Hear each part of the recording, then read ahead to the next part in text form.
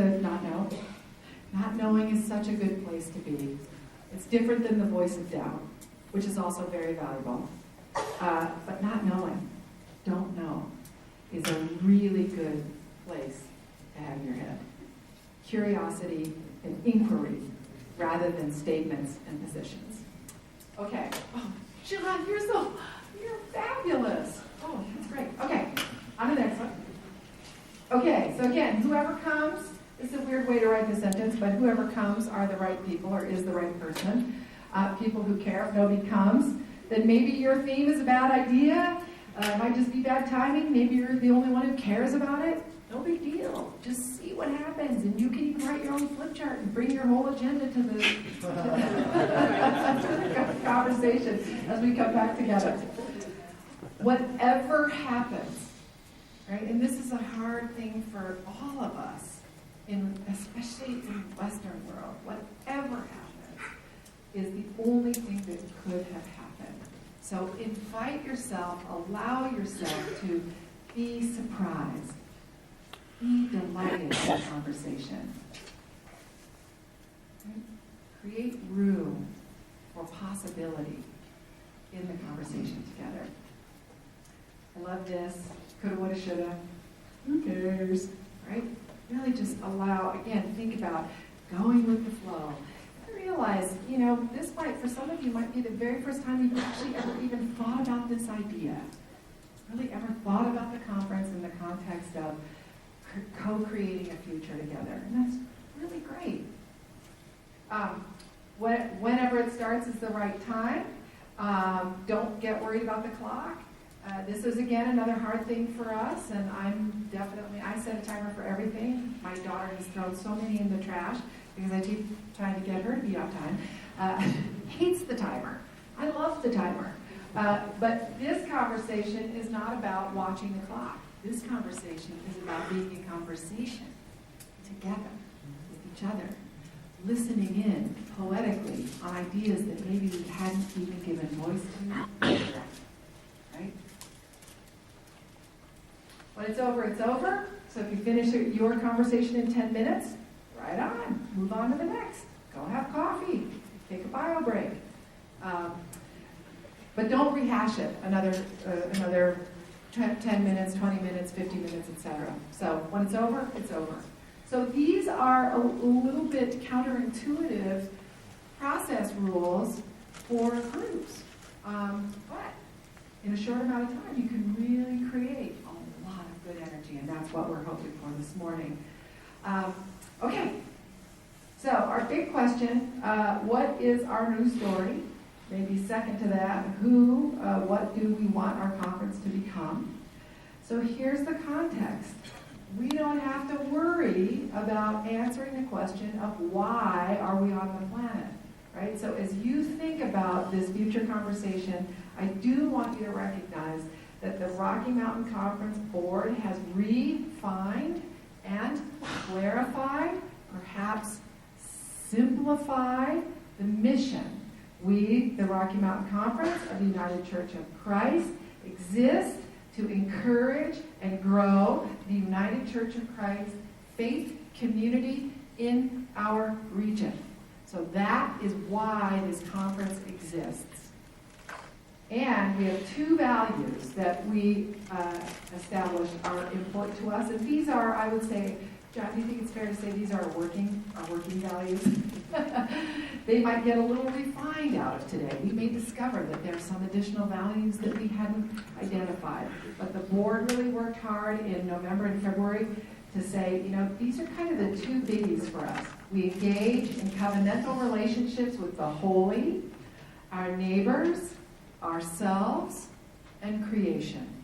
Right? So there's this sense, the root in here is this sense of relationship with one another, with what is holy, with the conference itself, and with this bigger idea of creation. And then we express enduring faith in the transformational work of the Spirit. And I'd say from board member experience, would somebody kind of just help us remember how powerful this conversation was? Would anybody brave enough to say, I could give my opinion, but I'd love to hear from board member. You guys are going to chicken out on it? Oh, Marcy? Corbin can do it? Okay, Corbin. Okay, they'll ask. Okay, come on. There. Well, I'll just say, just process being good UCCers. We'll be your standing is that we were trying to get to all these details, but what we kept finding is that, we wanted to say we're passionate about social justice, we're passionate about each church having autonomy but being connected, but it kept coming back to our wonderful guide here saying, but what is the core value in that? And as we began to explore the second one, I think what I'm remembering, the spark there, is that we exist.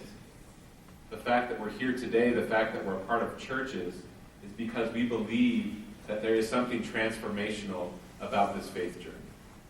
There is something transformational individually, communally in the church, but also a call to transform a world that is often broken. And that there was this real sense of that's why we come to annoying church council meetings. That's why we put up with annoying youth directors like myself. It's because there's something transformational that maybe we've gotten a touch of, that we've witnessed, that we've been a part of, that inspires us to know that there is yet more light to come. That God is truly still speaking, and that we are agents of that happening in this world. So I think for me, that's the spark that's glowing from this.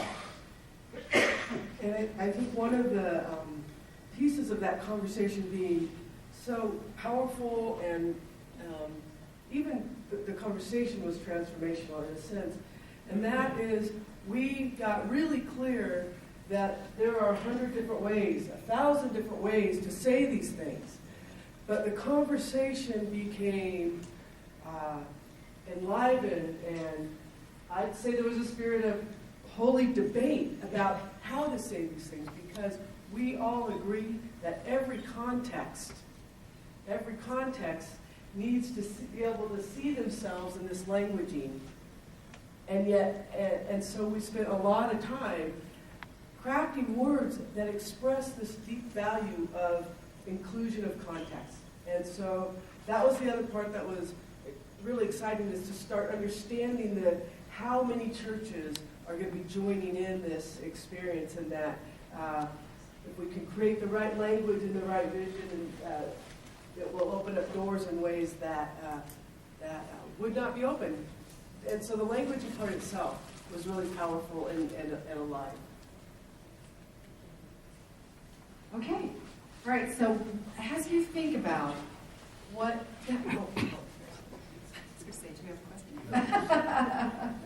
So as you think about the future and the story we are becoming, how we might shape our story together, our shared future, it's within the context of this mission and these values.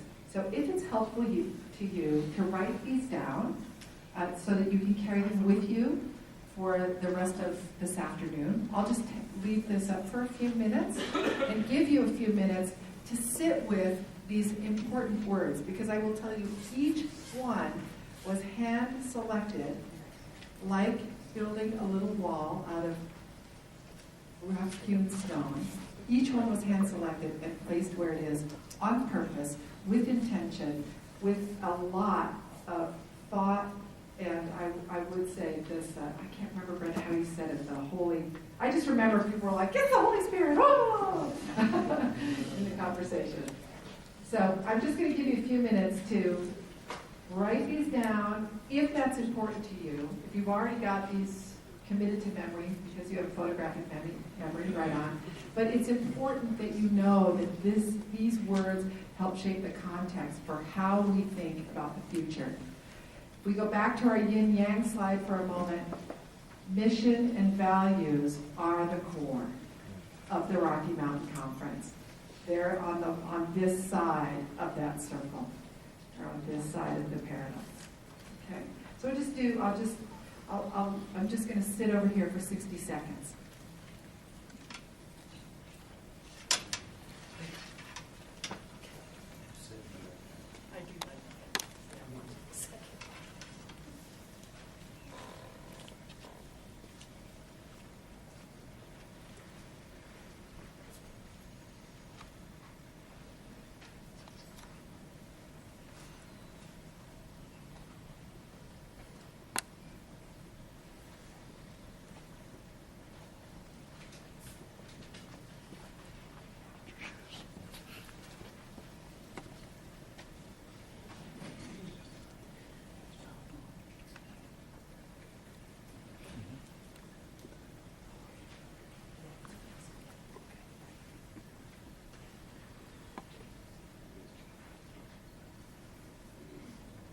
Okay, I think we're ready for the next slide.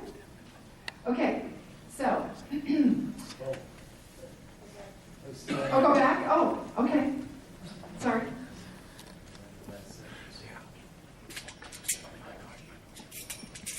Should have checked, I'm sorry.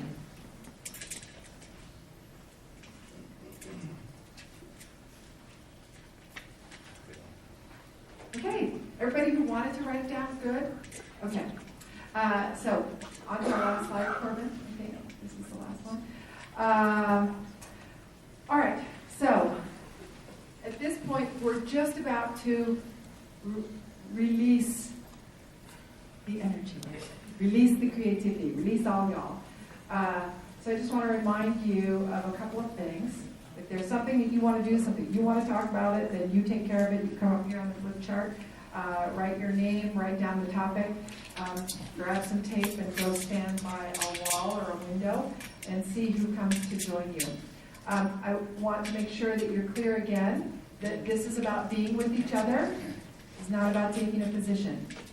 A friend of mine distinguishes a position from a stand. A stand comes out of your commitment, right? The commitment is really rooted in the core ideology of the conference. So I want to make sure that you're clear that this is about being with each other, being in conversation, being open, creating space. Remember that presence invites presence, right? Presence invites presence. This is, again, each of us might have our little backpack of grievances, ideas, etc., that we want to bring to today's conversation. It's important to bring that, but be present with your colleagues.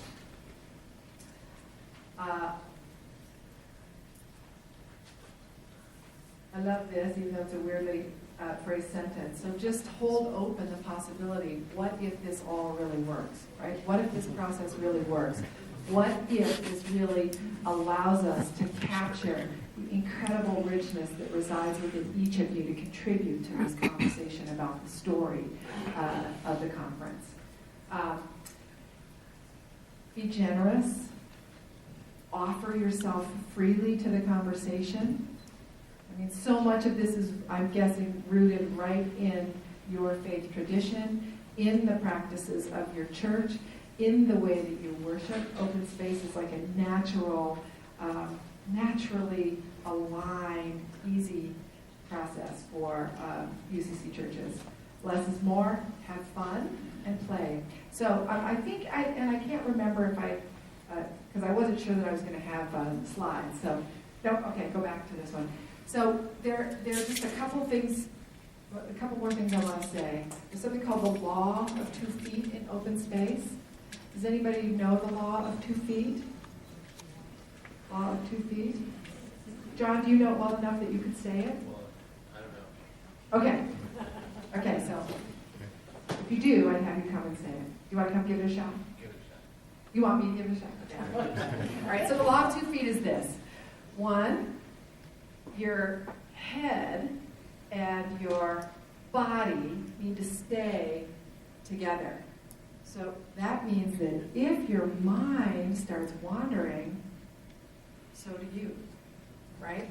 So if I'm in the teenager conversation and I am not either contributing to the conversation or learning from the conversation, those are the 2 qualities of engagement we're looking for.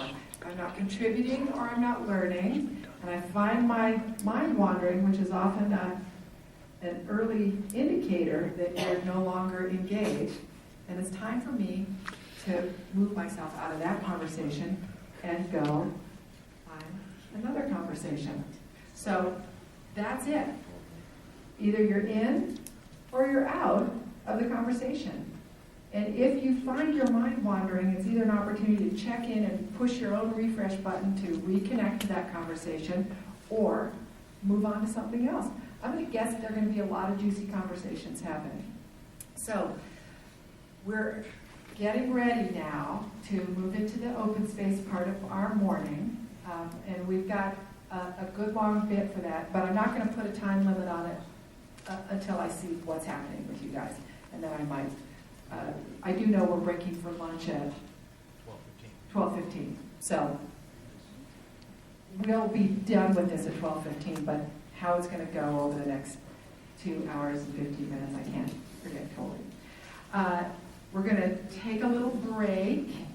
Tom's going to offer some announcements, and I'd like you to come back at 10:10 after Tom makes his announcements, and I want you to start doing your flip charts, okay? Start identifying those ideas or topics about the story we are becoming, and then we'll move into the next phase of open space. Is everybody clear enough that you're comfortable?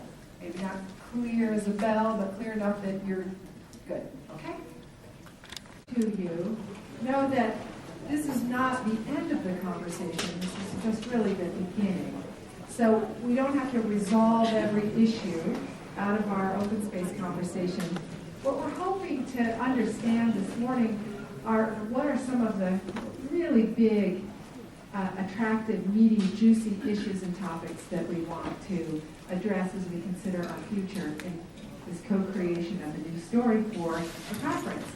So, we're also interested in lunch, right? Lunch sounds really good. What's that?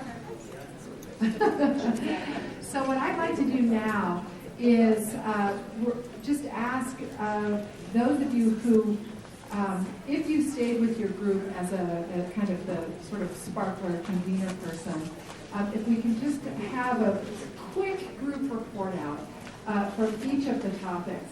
And we've got right now about 45 minutes, maybe a little bit less, to really just listen in on each other's conversations. And I realize that many of you went to many of these conversations. What I want you to be thinking about and listening for as we enter into this next phase is I want you to be listening for where are there connections, where do topics connect, and is there maybe something underneath these topics that might be bigger, broader, or deeper, or more thematic. Don't know? Just ask that question. So we're looking for two things. How might topics connect together? And what might be actually underneath these topics that might be more universal or more broad? Make sense? Okay. So which group would like to go first? Who's excited to talk about what your group discussed? Okay. We spoke about diversity. And where is diversity? Diversity is in the back of the room next to the coffee. And one of the things that we addressed was how can we get more representation from people of more diverse cultures, racial, sexual orientation, into the conference, workshops, annual meeting, conferences, whatever. And one of the things that we thought would be, it would help if the conference would be more intentionally invitational of such folks. We've got some churches that may be Japanese or Samoan, and I don't see the representatives here. Until James came in, I didn't see a single black face in this group. I think it would be helpful if there was a more personal invitation to those churches to become involved, and to more mainline churches in our UCC groups to send representatives who are, and delegates who may be more representative of such diverse groups. And I think that's the theme I've seen here in some of the others, how to reach out more to different groups or different churches who haven't been involved, how to increase the, like the who isn't here piece, which would have that same theme. Great, okay. Anybody else in the diversity conversation have anything to add to that, really thematically? How is it to be more intentionally invitational? Anything else to add for the moment? Yes. Thank you. I fumbled and stumbled as I looked around at us. I saw that we're all mostly of the pink persuasion, and I know our churches are much more varied than that. So, and really, the divide is Anglo-Latino in the most part, though our Somali immigrants are afraid to form a mosque because of the threats of violence. So, in any case, I fumbled and thought, I'll put up Latino Latinas, ? And our wise elder, Martha Gentry, a force of nature on oxygen, and I stood and she talked about how their church in Gunnison, their social justice ministry, went to other churches and formed a group that invited the police to come so that they could give them an alternative voice to the voices saying, get rid of those people. And so part of it was to humanize Latinos and other immigrants in Gunnison, and also to address issues of things like raising questions about structure, about the Immigration Act and what we need to know about it, about getting more staff on the driver's license bureau, because next year driver's license will become IDs and there just aren't enough staff. So things like that on the one hand humanize a relationship and on the other address structural issues. Then we have some wonderful ideas about shared choirs and building bridges that way. Other people, I asked people to put their email address if they'd like to get the compilation. We have someone in one of the board members near Aurora whose ministry is to provide after-school programs for Latino children. So in any case, that's an addition to the certainly under diversity, but I think also justice ministry. Okay. So when you stand up, if you'll say your name and where you're from, that'd be super helpful. Just so you can just go back and say. Steve Monholland, First Congregational Church. Really? Yeah. Okay. So, ready? Sure. Oh, you're going to say your name. I will. Karen Delafos with Wild Rose Congregational Church, UCC, in Evergreen. I'm Luke Grove from UCC Longmont, and playing off of the diversity theme, we talked about who isn't here. And we didn't take it from the tact of who hasn't engaged in the UCC yet, but who is a UCC member or a church that hasn't chosen to be here, and why. And there were a lot of guesses that we had as to why people weren't here, and a lot of tasks of inviting and engaging people that we lifted up. And if you'd like to learn more over lunch, I invite you to come talk to me, and I can share more about our conversation. Is there anybody in that conversation? Do you have a little bit more to add to that? Sure. You weren't there. Well, So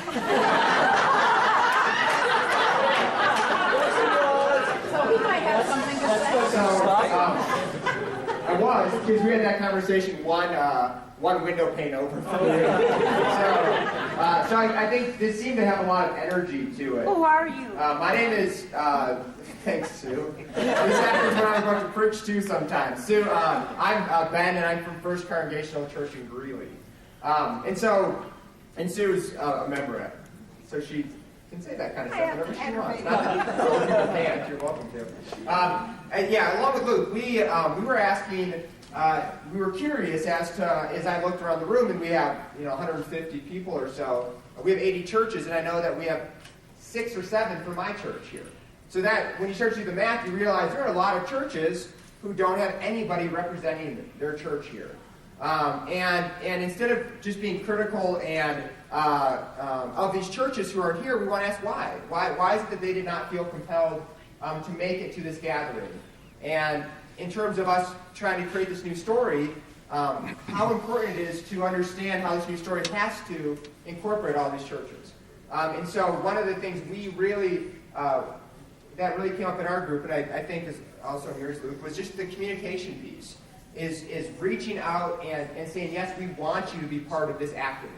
And a number of the people in my group who were talking indicated that they had a lot of participation in various associations, and they have heard all sorts of reasons why people are not participating actively.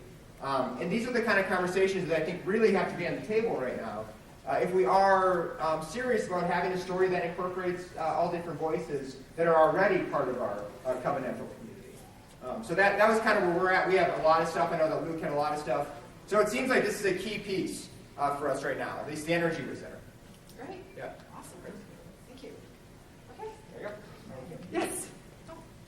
You don't need me. Just rock on. I'm Kurt Thomas from Vernal, and I stuck up O&A and Boy Scouts underneath it, and because I thought they were sort of connected, and because they're my passion, so I thought, well, I'll start with that and see where it goes. And I want to thank the people who came over and chatted, because we had a really interesting conversation for a good 20 minutes or so about this, and some interesting ideas came up. I just wanted to say that how this sort of played out briefly is that because we have a long history in the National Church and in the conference of inviting people through the O&A process to take part in our particular denomination, we also have a long, long old story of a connection with the Boy Scouts of America that goes back almost to its founding in 1910 with the congregational churches in our church particularly. And at one time we were one of the largest sponsors of Boy Scout troops in the whole country. And as you know, in the past 20 years, ever since the culture wars came to the Boy Scouts around the gay issue, UCC churches have been challenged by this, particularly as they've also become O&A in that same amount of time. So they've been torn apart by this issue, by one side of the issue and the other side of the issue. And a lot of O&A churches have invited their Boy Scout troops to leave and no longer be sponsored by their church. And a lot of Boy Scout troops have been encouraged by the Boy Scouts of America to leave UCC churches and find other sponsors who are more conservative and more compatible with the Boy Scouts' attitude. This has all changed in the last week. And the Boy Scouts have decided to abandon their policy about disinviting gay boys, and they're now inviting gay boys. And the reason I put that up there is because this requires a new story for all of us in the UCC and in our conference about how we're going to approach the Boy Scouts. And I was coming from a very specific agenda, and it was about maybe it's time for the conference to take the leadership amongst our churches and encourage everybody to go back and recreate covenantal relationships with the Boy Scout troops that are already with their churches, or to create new covenantal relationships with Boy Scout troops, particularly considering the fact that the conservative churches are going to be leaving that sponsorship role with Boy Scouts in droves right now. And the Boy Scouts desperately need a voice of progressive Christianity that's at least connected to them in some way or other. Well, anyway, that's the issue. But it went much further than that. It went into the whole idea of how you communicate this kind of openness, how the conference participates in this. It was a really terrific conversation. Do you want to add something to that? I'll add a little. So, And then, John, would you pass I it will right do over? that. John Rostikas, ECC Longmont. Where the part of the conversation went to is how do we engage all the churches in the conference on topics like this? How do we continue these discussions beyond a one point in time? And not necessarily assume the model of somebody's going to come visit your church and bring the conversation to you. So we kind of explored how might we meet more often as a conference? How might we meet as associations, as portions of the conference, more often on topics like this, not just the traditional association meetings that maybe are more business-oriented and maybe have fallen to more just clergy participation. But how do we have this kind of conversation more than just once a year here? Well, I just wanted to make sure we didn't. Who are you? Where are you from? Nancy Brizuela. I'm from Laramie, St. Paul's United Church of Christ. I just wanted to make sure we didn't forget about Girl Scouts and campfire girls. We discussed them. We don't have any problems with that. I'm David Caprose, St. Paul's Laramie. I put on the sheet Ecumenical Interfaith. Didn't have a lot of people come over, I think in part because the heading was confusing. I put underneath it big picture, big story, practically speaking. I'm not talking about we go with the Methodists and the local soup kitchen, or we do Even Good Works globally together, but very practically. So we have got, our conference has been struggling to do the good work of the conference and pay its bills. I'm pretty sure there's a local Methodist judicatory in the same situation, a local Episcopalian diocese that don't know what the Lutherans are doing. We're all recreating the wheel all the time. So my desire is to see somebody on every mainline judicatory staff who's the conversation partner with the other people on the other judicatories. And I see some of this starting to happen through the national church and national staff. So that's good. I'm going to be in ministry 30 more years, folks. Let's, I want some higher up resources. I'm not saying merge. We don't have to merge. But hey, we can do this thing. I use Presbyterian curriculum. We can resource one another. So how do we do this together? I know we've had the culture wars, and we've been a little bit ahead on some of the culture wars, and some of our mainline brothers and sisters are really struggling with some of the pieces that we've, blown past them with. But hey, frankly, for those of us on the younger end of the spectrum, the difference between Calvin and Wesley don't matter. They really don't. So we're moving post-denominational. Let's have the conversation. Woohoo! Woohoo!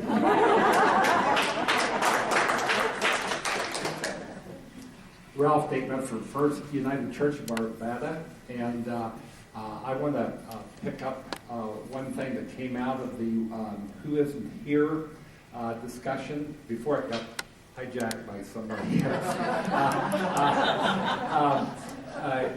One of the things that came out of our discussion was that conference is not only a noun, but also a verb. And that as we begin to conference more with each other, and that becomes more of a process of a value, that maybe the whole concept of conferencing and attending a conference could have more excitement.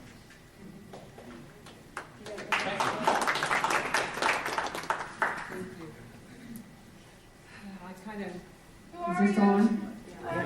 Okay, I'm Renee Munoz from ECC Bountiful Community Church in Utah.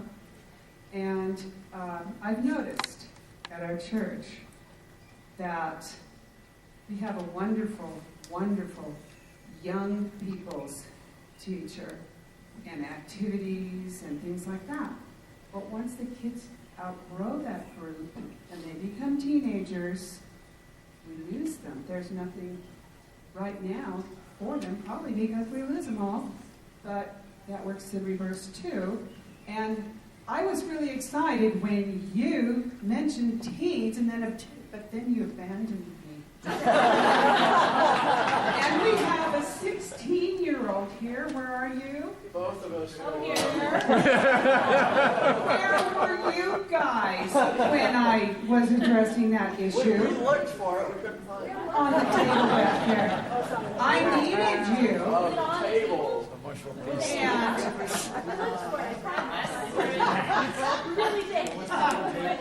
What I wanted to bring out relates to who isn't here. It's our teenagers. And there was another one. Oh, the Latinos, too. If you have a large Latino element in your community and you're not getting their youth, they're going to gangs instead or whatever, or people want to get rid of them, send them back to wherever they came from. I think it relates to what I wanted to bring out here, an idea I had. Also La Foret and the diversity, and there were a bunch of them here. And that is, we need something to retain the youth, to entice them and retain them. And I was in a youth choir along with my brother, and we became a part of something bigger than any one of us in that group.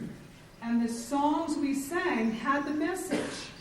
There was something up here about the spirit or something. What was that group? Yeah, the what? Yeah.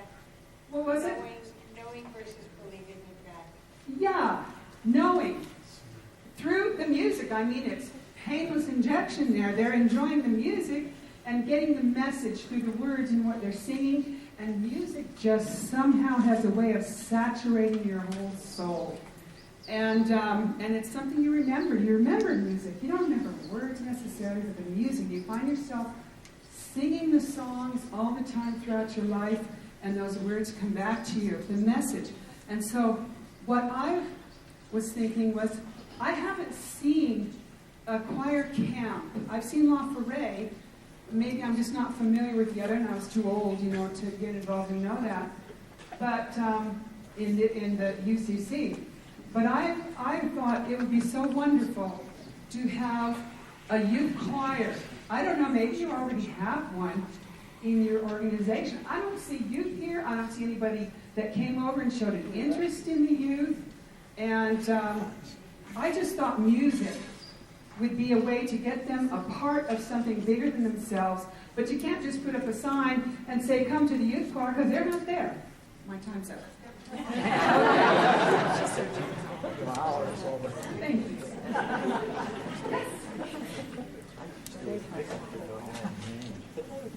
I'm Eileen McCarran, and I'm with Park Hill Congregational Church in Denver. And I convened, or I had a poster on UCC Voice on the issue of gun violence.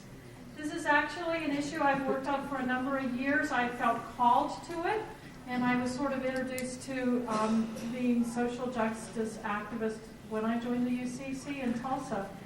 And I talked about this last conference when we had breakout sessions and talked about gun violence, and then only a month and a half later, we in the state were just shocked by the Aurora shootings and the deaths and injuries, some lifetime injuries of people there.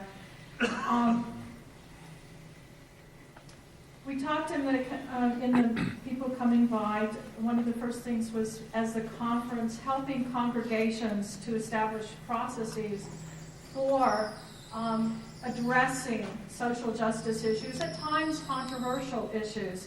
And I think we have a model that we can use from First Plymouth in Denver that has had a deliberate process they've gone through and took a position on the gun violence issue. People coming by talked, and if the issue broadened out to violence in general and violence prevention, and we talked about having Sunday school curriculum both for adults and children dealing with violence and violence prevention. Also, a good discussion about communication. As you know, in this state, as bills were discussed at the Capitol, which I confess I was very active in working on, that the rhetoric got very heated and ugly. And our legislators took quite a brunt of assault. And and there was also discussion about how we need to talk about and become better communicators, and that we can, as members of a democracy, speak more quietly and listen to one another in voices that move us forward and not just get us into hardened positions. There was also discussion of the reinvigorating the peace and justice. I saw the report from the Peace and Justice Committee, a task force that they're struggling, and I think that's something that's very important and reinvigorating. We talked about having a conference on peace and justice issues and convening one to invite and learn and talk and learn how to talk and learn how to communicate on issues that are emotional yet very important on saving lives.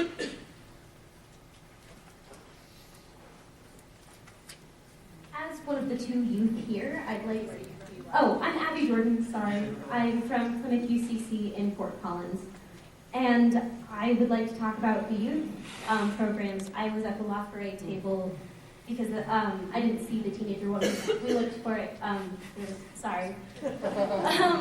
Basically, the biggest thing for youth personally, where I became involved in our church, not when I heard about it in 6th grade and my mom started going, but when I actually met the other youth my age who go to that church.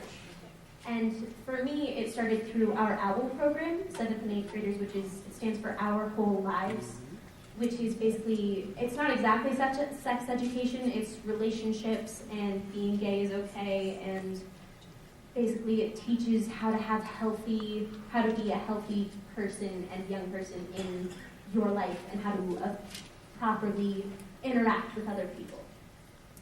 And it was more of a program that happened at the church and was sponsored by the church. And so many of the parents who had teenagers, 7th and 8th graders, signed their kids up, and that's how I met all of my youth group friends. That's how I met everyone I'm friends with at church. And so I think more programs like that would be very important, where, quite honestly, I probably wouldn't have gone had my mom not made me. But, that said, I mean, does any 7th or 8th grader want to do anything? So that said, I think there is definitely a gap between those early years, where it's, 1st to 4th-ish grade, and then about 5th grade to 7th grade is when kids stop being involved in their church, because their parents are like, well, fine, if you really don't want to go to church, you don't have to. I mean, who wants to wake up early on a Sunday morning when you're 13? And so for youth, it's really important that we get to know each other so that we have a reason to go to church, to go to youth group, to see people our age who we care about and we can connect to, as opposed to just, adults and singing in church on Sunday. And so I think that's really what needs to happen, is have more programs like that that draw in youth. Thank you.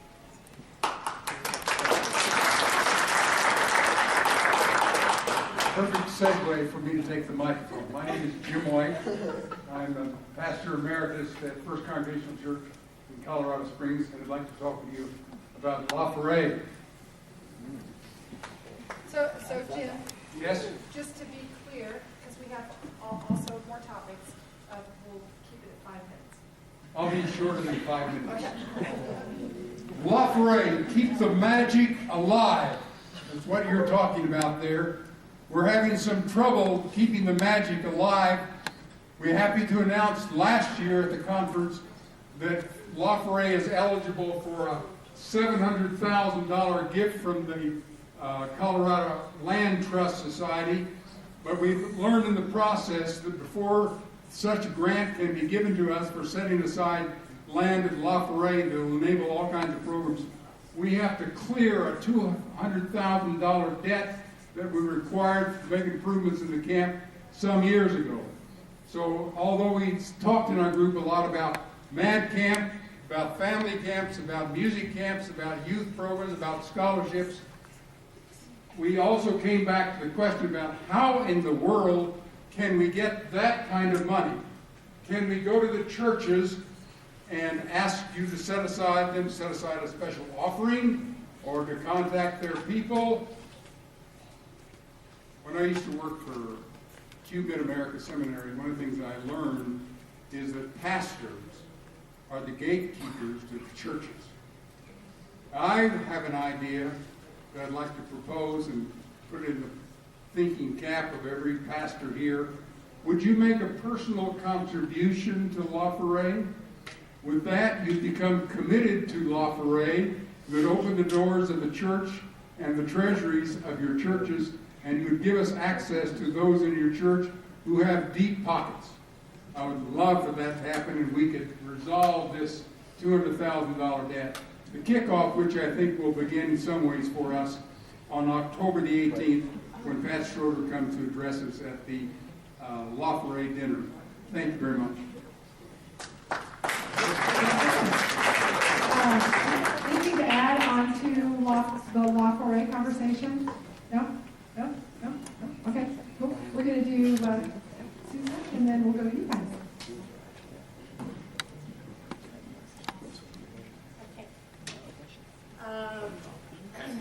I'm Susan Bromley from First Congregational Church in Greeley again. So I started as a result of the second values judgment about transforming whatever we express enduring faith in the transformational work of the Spirit, and put up knowing versus believing God. And got really interested. People were saying some people think knowing is the internal part of understanding God, and believing is up here. God is a distant figure. Okay. Yeah. Okay. God is a distant figure. And others thought that knowing God was the God that was in the sky, and believing in God was the God of the Spirit. So it was fun to do that and to get rid of verses and bring in knowing and believing God. How do we connect the two? We got into, do people have different stages in their life? With children being very close to God, and then in your adult years being farther away, and as your seniors moving back in to a sense of the Spirit of God. We talked about what the churches were doing to bring in the sense of Spirit of God with us. The Zay sessions, other people doing knitting, contemplative knitting groups. We talked about having periods of meditation in the services, and when do they do it? Do you do it at the beginning after the visit, or you do it later in the service after the confessional part? And it was really terrific, motivating, exciting kind of session where I learned a lot. Someone else was saying, maybe what you're saying, wanting to use, is from thinking about the Spanish language, knowing God and knowing about God. So that, I don't know if anybody else wants to add, because it was a great group talking about getting into those issues.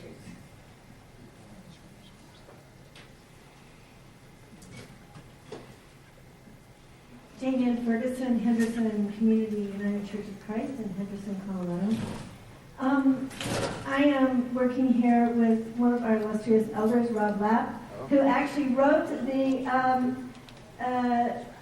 topic for our discussion, Church as a Gathering of Spiritual Journeyers. And as I look back over it, I think, oh wow, what is this? What did we talk about that we haven't talked about a million times before? We're always on a spiritual journey. We should welcome everyone, blah, blah, blah, blah. But what happened in our conversation, I think, that was exciting to me is that I kept hearing Rob say, life is a full-time job. And I think that the full-time job of just living life, what happens, and then you're supposed to go to church and do all these church things. On top of that, how do those interface? And so how does the church meet us in our real lives, where life is a full-time job, where we are raising grandchildren, where we are dealing with illness, where we are celebrating new relationships, where we're encountering doubt, all the things that we could name that are, the rubber hits the road in life. So our topic, as I listen to the rest of this, interfaces with, and began with, how do we get the people that are not in church that we really want to invite into our doors? And whether or not we may get them in, or we may get them in on a one-time basis. For, who was it that brought us the wonderful idea, I think, from Parkview, having a beer-making class at church? That the important part is we kept reiterating, how do we meet one another where we are on our spiritual journeys? And each of us, whether we know it or not, have a spiritual journey. Those of us in the church hopefully know, but many people don't know they're really on one. And we kept going back to the first value of making those that it's in the covenantal relationships that we make with the holy, which of course is not only the holy, believing in God, knowing God, but is our neighbors, is ourselves, is creation. That we began to find where journey, people, and where it all met together. Okay, so I just want to check in on the time and say that I think we've heard from a lot of the groups and some nice overlap and quick, speedy reporting. We've got about 10 minutes to finish up here. So we're going to kind of shift a tiny bit to ask who's really compelled to now share from the wallpaper that we have not yet heard from. Who's really... Oh, Jackie. All right. So we'll see where this goes, and this might be the last one, or we may have room for one more if you're really... So, Jackie Franklin, FCC in Colorado Springs, I put up creation. So I think I was a good segue because I think once you get disciples, then you have to, there's got to be a reason why we become spiritual people. There's got to be something we do with this. And so looking at creation and the global crises and all that, and the people that we had come said, okay, this sounds overwhelming, and what should we do about this? There are some people that are doing some things locally in their churches. We need to network. We need to resource. Where's the conference fit into this? So it was a really rich conversation about that. One of my agendas was we live in the West. We have some specific issues that have to do with environment in the West. How can we help each other, all these 70 churches, to take a stand and to help this region stand up for its rights when it comes to public land, when it comes to private land, when it comes to environmental issues. So the whole creation thing is also, as a church, how do we redefine or how do we recreate that whole theological narrative around how creation is a part of God, and that we as churches stand up for that as we try to become spokespeople for our earth, because without the earth we don't have any place to live. So that's it. Jackie, right here. Jackie. I'm Todd from Washington Park, UCC in Denver, and we had an impromptu conversation that turned into what I thought is a really interesting circle. It started with the question of, is the church an agent of social change? Lots of talk about then what is social change, how does it happen? It went to, well, if that's true, do we have the skills for that? Do we know what social change is, how it happens? Which went to, does the conference have a role in resourcing that? That took us to another level of what is the conference? And it came back, thank you for the invitation earlier, to the conference is a web of relationships. And then it came back to, relative to this process, this larger journey that we might be taking together this year, what structure or system, what things serve that web of relationships? That was our circle. And it felt really rich, so thank you. Any others in the circle want to add to that? We're in that conversation. Okay.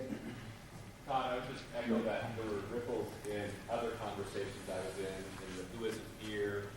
We had a conversation.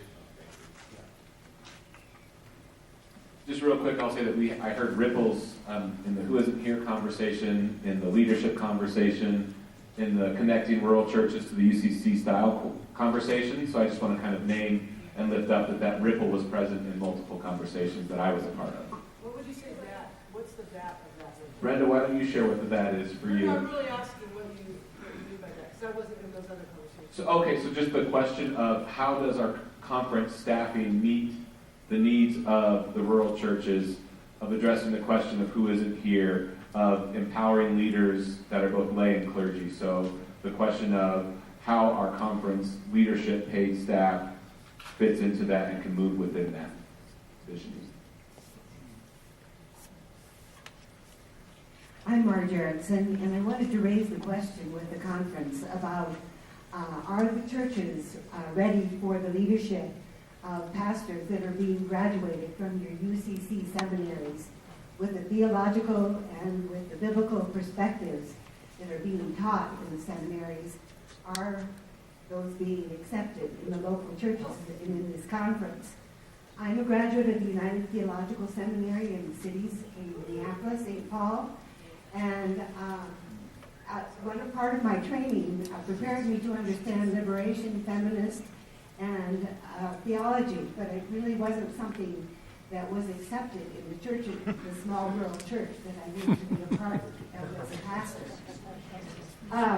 Our pastor, Rebecca, I'm from the Baptist Church, has a group of study on saving the church, saving Jesus from the church. And if you haven't read this, by Robin Myers, a UCC pastor and professor of philosophy, it might change what you're thinking about your pastor is being trained to do. Okay, anybody else moved to speak about a paper? Okay, we've got one more. This will be it. So what's going to happen after we hear from this one person is that is lunch, yes. Kimberly, can I say something then after, just before lunch, after her? Can you what? Just before lunch, can I? Yes, yes. And Tom has some announcements. We have some stuff we want to do. Okay. So just so you know, though, what we're going to do is then take this small conversation, we're going to synthesize that with all these big papers, your design team, and really extemporaneously create the afternoon out of today's conversation, out of this morning's conversation. So just know that that's coming. We're not going to leave any of these things off the table, but we will be doing some discerning this afternoon. Okay. I'm Cindy LaJoy, and I'm with the new UCC Church in Montrose, and I was part of the rural church conversation. One of the things we talked about was the ways in which the conference might be structured differently to serve rural churches in more meaningful ways, looking at perhaps, and somebody mentioned that somewhere years ago there was somebody that was on the Western Slope that was serving the churches, ways that we could incorporate thinking rural and not just with the metro area, and that there are very specific issues that are unique to the small rural church that are things that are not experienced at all in metro churches. And as it related specifically to that is that even in rural communities where it's small and that web of relationship is very, very narrow and tight, declaring boldly who we are as a progressive church has long-ranging ramifications that people don't think about in terms of you lose customers, you lose relationships, you lose friendships, your children are ostracized. Those are things that we deal with in rural communities that in metro areas isn't quite the same. And so having some sort of servicing and resourcing specifically for the rural churches, of which we have many in our conference, would be a huge help.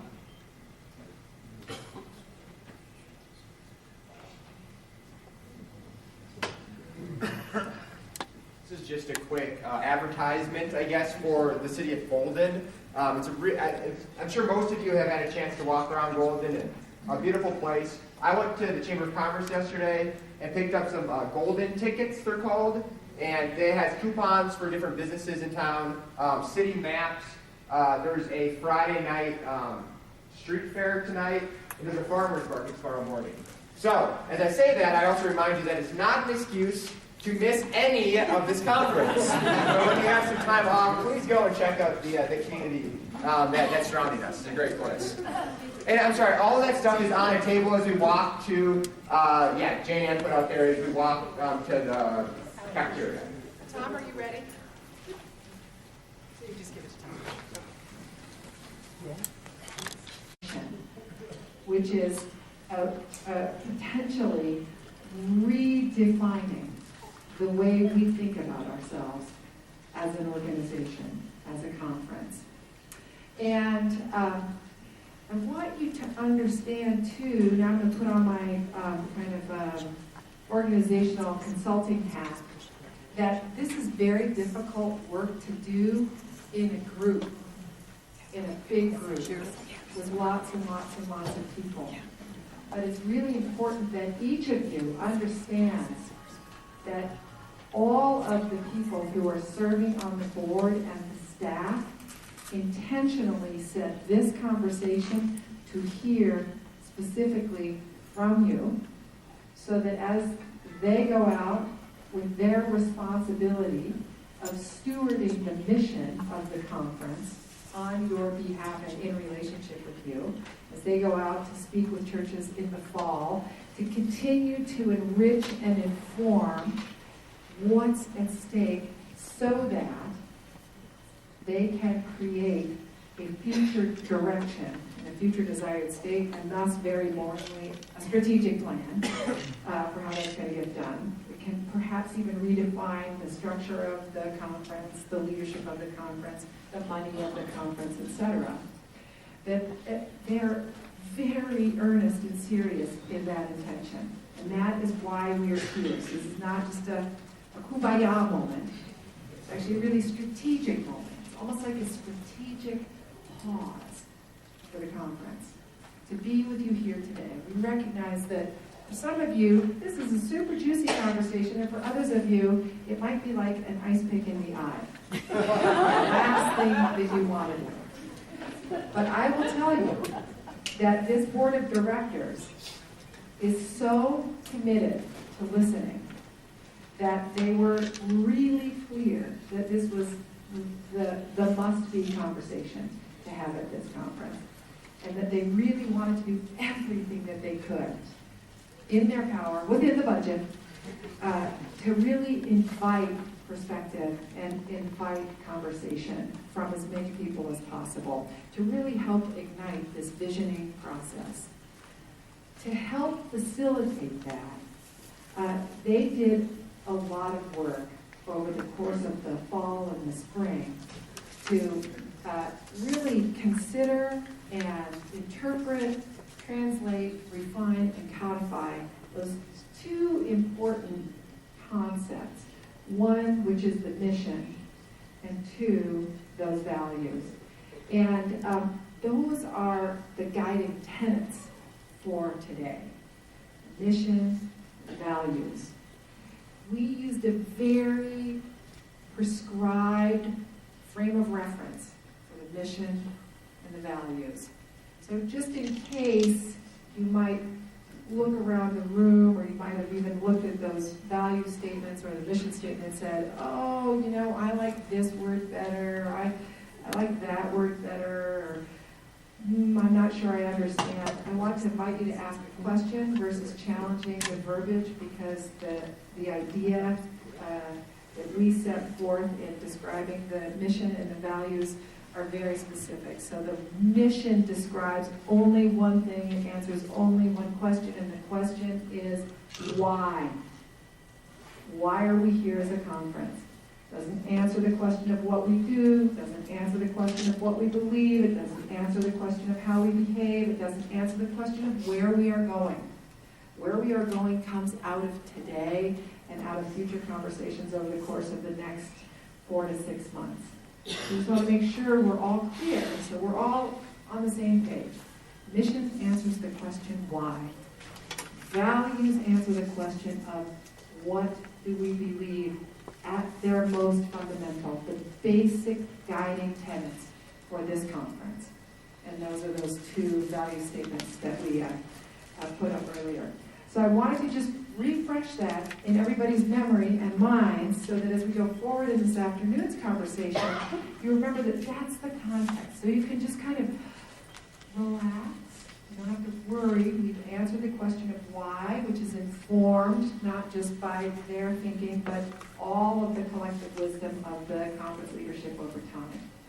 And we've got some sense of what we stand for.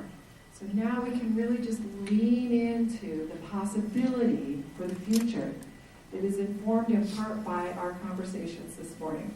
So before we step into that, I'm going to ask each of these board members to tell them a little bit about themselves, tell you a little about themselves, and then we're going to do two different processes this afternoon. Okay? Did I miss anything, Corbin? No?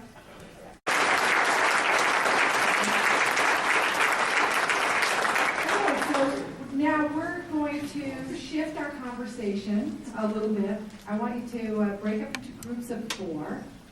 I'm going to ask you to do that swiftly. I'm going to ask you to do it quietly. I'm going to give you some rules of what you're going to say in your groups, not surprising. And once again, I want you to do it, so I said swiftly, quietly, quickly. And, oh yes, I want to encourage you, go talk to somebody who you don't know very well, who you normally don't hang out with, who's not your clique. So just give you a chance to reach across a line. You might sense a little thread of theme around the relationship here. So let me just show you what I want you to do in your small groups. Right quick. All right, you're just going to share a moment of time. This is just a quickie energizer after lunch, right? So just going to share a moment of time when you had a personal experience of transformation. What's the story? 2 minutes per person. And the person with the shortest hair goes first, just to help you organize. All right?